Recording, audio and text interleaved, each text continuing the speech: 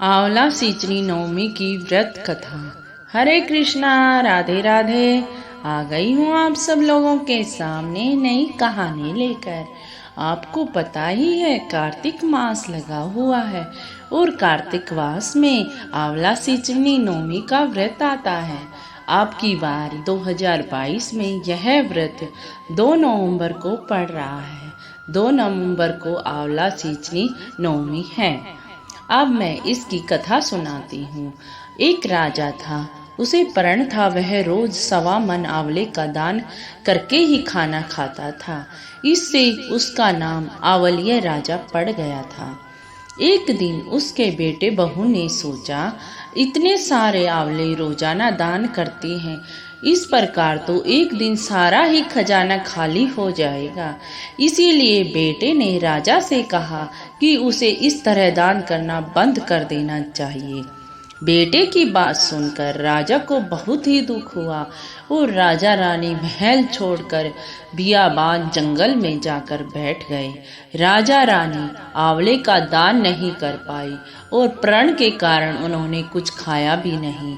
जब भूखे प्यासे 7 दिन बीत गए, तब भगवान ने सोचा, यदि मैं इनका प्रण नहीं रखा तो इन्हें सत के लिए अपनी जान गंवानी पड़ जाएगी। इसीलिए भगवान ने जंगल में ही महल, राज्य और बाग बगीचे सब बना दिए और ढेरों आंवले के पेड़ लगा दिए। सुबह राजा रानी उठे तो देखा जंगल उनके राज्य से भी दुगना राज्य बसा हुआ है।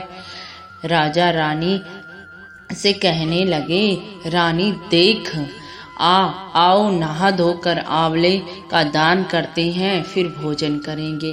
राजा रानी आंवले का दान करके खाना खाया, खुशी खुशी जंगल में रहने लगे, क्योंकि जंगल में तो पूरा राज्य ही बस गया था। उधर आंवले के देवता का अपमान करने के कारण, माता पिता से बुरा व्यवहार करने के कारण बहू बेटे के बुरे दिन आ गए। राज्य दुश्मनों ने छीन लिया, दाने दाने के मोहताज हो गए।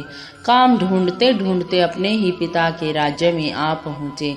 उनके हालात इतने बिगड़े हुए थे कि माता पिता ने उन्हें बिना ही पहचाने काम पर रख लिया। बेटे बहू सोच भी नहीं सकते थे कि उनके माता पिता इतने बड़े राज्य के मालिक हो सकते हैं, सो उन्होंने अपने माता पिता को नहीं पहचाना। एक दिन बहू ने सास के बाल धुलते समय उसकी पीठ पर मसा देखा।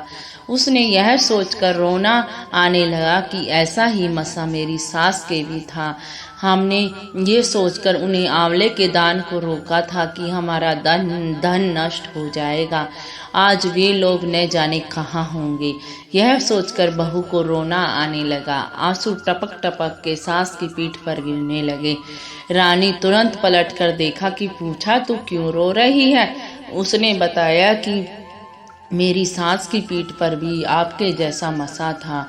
हमने उन्हें आंवले का दान करने से मना कर दिया था, इसीलिए वो घर छोड़कर चले गए।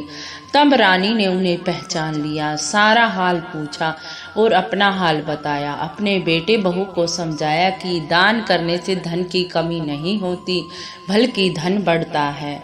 बेटे बहू और भी सुख से राजा रानी के साथ रहने लगे। हे भगवान, जैसे राजा रानी का सत रखा वैसे सबका रखियो, कहते सुनते हुकारे भरते सारे परिवार को सुख देना।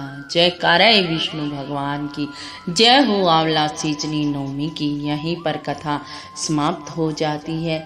आप सभी से हाथ जोड़कर मेरी प्रार्थना है, अगर आप व्रत रखते हो तो भी कथा को सुनना और ना रखते हो तो भी कथा को जरूर ही सुनना। इससे विष्णु भगवान आप पर कृपा करेंगे, आपके धन के भंडार भर जाएंगे।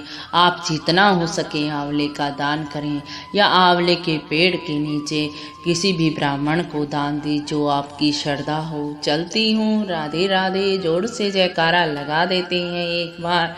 जय जय श्री राधे, जय जय श्री राधे।